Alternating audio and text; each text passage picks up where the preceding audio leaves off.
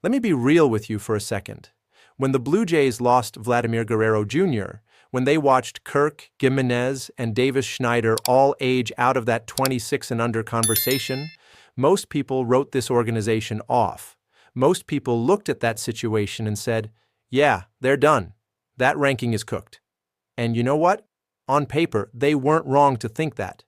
Guerrero Jr. alone carried so much weight in that conversation that losing him should have been catastrophic. Should have been. But here we are, sitting at number 24 in Yahoo Sports' 26 and under power rankings, barely moving from where they were last year. And that right there tells you everything you need to know about what's quietly been building in Toronto. Because the story isn't the number. The number is almost irrelevant. The story is how they got there and what it actually means for where this team is going. Let's start with Addison Barger, because if you're sleeping on this guy, you need to wake up right now. His first full major league season, he puts up 21 home runs, 74 RBI, and then the postseason comes around and he just goes absolutely nuclear. 22 hits, 3 home runs, slashing .367, .441, .583 when the lights are brightest and the pressure is highest. That's not a fluke. That's not small sample noise. That is a guy telling you exactly who he is when it matters most. And he did that while stepping into a lineup that just lost one of the most feared young hitters in the sport.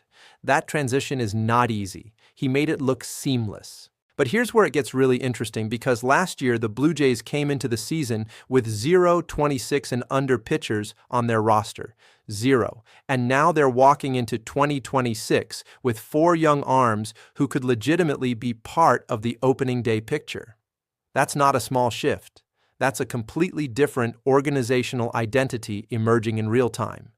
Trey Yesavage is the centerpiece of all of this, and honestly, the more you dig into his story, the more remarkable it becomes. This kid doesn't turn 23 until late July. He had 3 regular season appearances to his name before the playoffs started. 3. And then he walked into one of the most pressure-filled postseason environments you can imagine and absolutely delivered.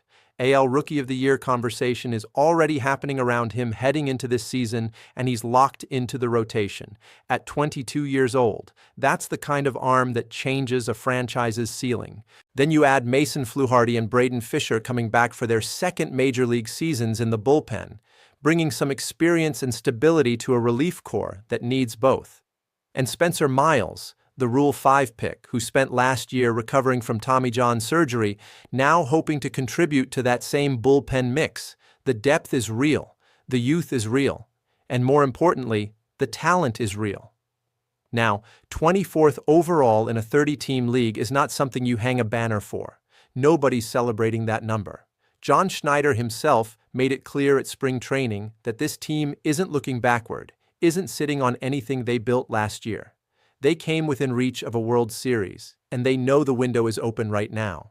But what this ranking actually shows you, underneath the surface, is that they navigated what should have been a devastating transition and came out the other side with their foundation not only intact but genuinely stronger in some areas.